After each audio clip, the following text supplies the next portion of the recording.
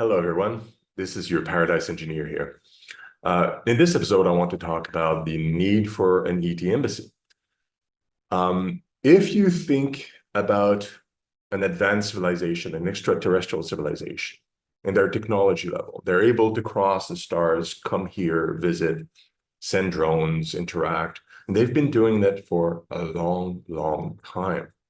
And we're just got started like 75 years ago, or even less than that, going to space and sending satellites more recently, and then even more recently having AI, having plans to go to the moon, that kind of thing.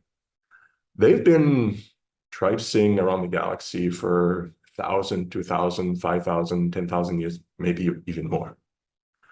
So do they need an embassy here to actually communicate with us? No. In fact, it's arguable that a lot of people have been in contact with extraterrestrial intelligence through telepathy, holographic. This is described in a lot of different ways, probably because we don't understand the means and we frame it, the communications, in a way that we understand it by saying telepathy, holograms, radio, whatever, right? But they're way more advanced than we are. So why do we want to build an embassy? Why does the Alliance want to build an embassy if they could just arrive and communicate with everybody in their brains directly or visually all the time? Well, it's not for them. And arguably, since I mentioned in the last episode, we are the zoo, and the zoo solution of the Fermi paradox, meaning that they are intentionally staying away of direct visceral contact so that our civilization is able to evolve on its own.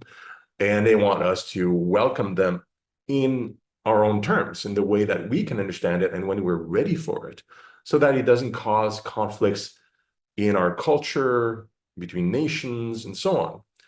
They've been through this before, most likely, so they know how it rolls out. We've been exploring this concept in science fiction, the concept of first contact between a more advanced civilization with a lesser civilization. We've postulated many times that it could be disastrous.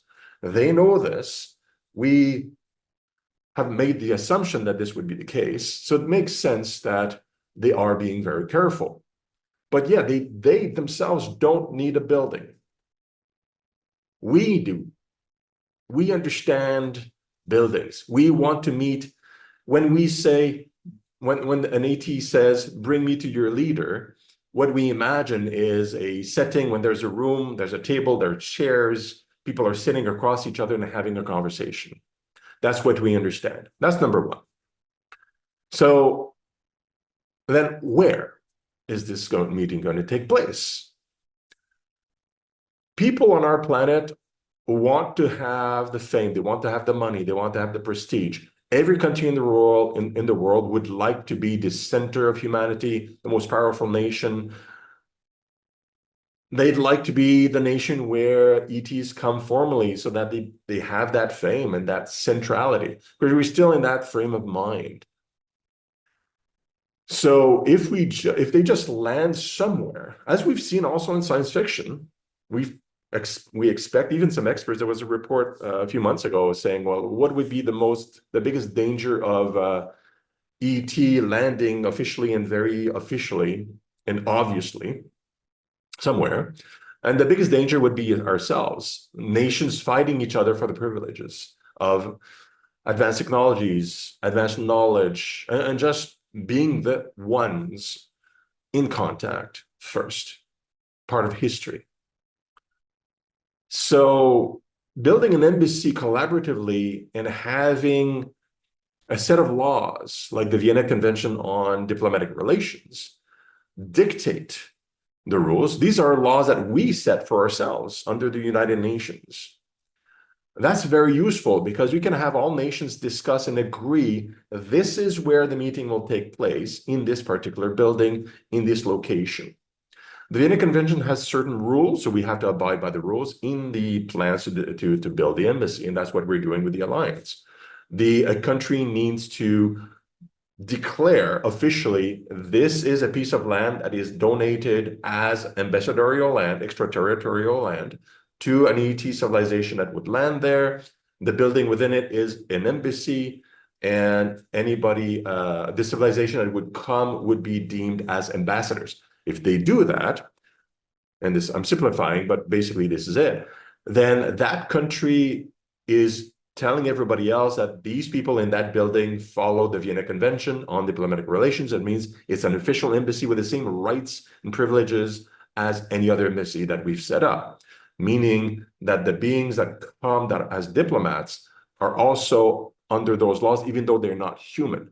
Because you have to remember, we have over 200 nations on the planet. None of them consider non-human civilizations as having any rights.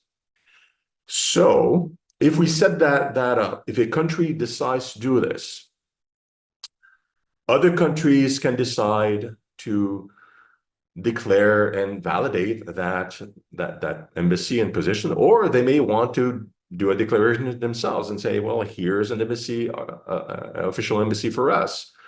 But there's a global understanding of what that means, and there's written laws that have been used since 1967 around embassies, the immunities that are attributed to ambassadors and diplomats, and so on.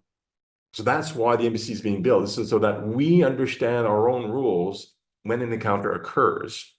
And when the encounter occurs, we expect the ETs will respect our understanding and the establishment of a building, and they will come in such buildings, sit across the table on a chair, and we'll be able to have a discussion, and everybody else in the world hopefully will have visibility over those meetings.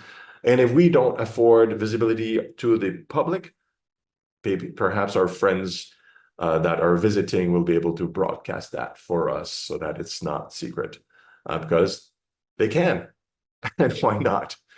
So that's why the building is so important. It is for us. So in order for that to happen, we have to build the embassy inside us. We have to understand what's going to happen, understand the embassy, its role, and our role is to prepare humanity for this and to make sure we are welcoming, we won't freak out, and we won't be aggressive, and to tell our governments that we want this. It's very important. Thanks.